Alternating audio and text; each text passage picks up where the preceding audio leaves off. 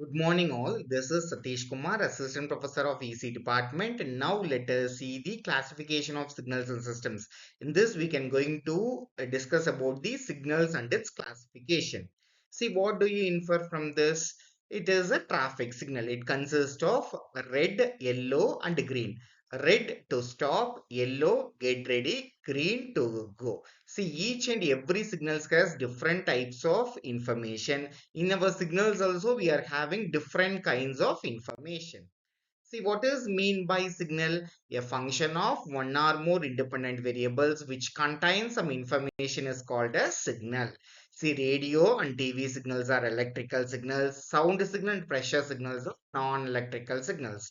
What is mean by noise signal? Which does not contain any information. What is mean by system? Exciting signals are applied at the system input and the response signals are produced at the system output. This is the structure of the system. Next one, is it related with communication? Yeah, it consists of transmitter, channel, and receiver. Transmitter is a set of elements or functional blocks. It is a collection of electronic components that can convert the information into the signal. With the help of signal, we can transfer from the transmitting signals to receiving signal. It consists of channel. Channel is of wired communication or wireless communication. We are transmitting the signals with the help of channels, and finally we can get the receiving side we are receiving the message signal.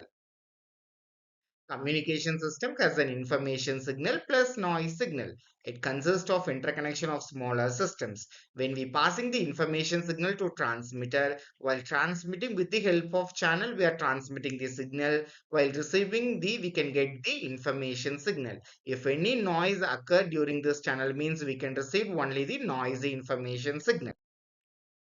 It can be classified into two types, continuous time signal and discrete time signal. It can be further classified into four types, periodic and aperiodic signal, even and odd signal, energy and power signal, deterministic and random signal. What is mean by analog and digital signal? A signal that is defined for every instant of time is known as analog signal. Sine wave is the waveform of analog signal. Digital signals that are discrete in time and quantized in amplitude is called as digital signal. It can be represented by zeros and ones. It can be classified into continuous time signal and discrete time signal. Continuous time signal, it is defined for every instant of time is known as continuous time signal. CT signals are continuous in amplitude and continuous in time. It is denoted by x of t. Discrete time signals are discrete instant of time is known as discrete time signal. Discrete time signals are continuous in amplitude and discrete in time. It is denoted by x of n. It is also obtained by sampling of CT signal. Sampling means process of conversion of analog signal into digital signal. This is the continuous time signal and discrete time signal waveform representation. The sine wave can be represented as continuous time signal. It can be represented in terms of discrete time. It's called as discrete time signal. What is mean by periodic and aperiodic signal? See, if it repeats at regular intervals is known as periodic signal. X of t is equal to x of t plus t, t plus 2t. If it do not repeats at regular intervals is called as aperiodic signal. It can be represented in both continuous time as well as discrete time. Now we can check the periodicity of the signal.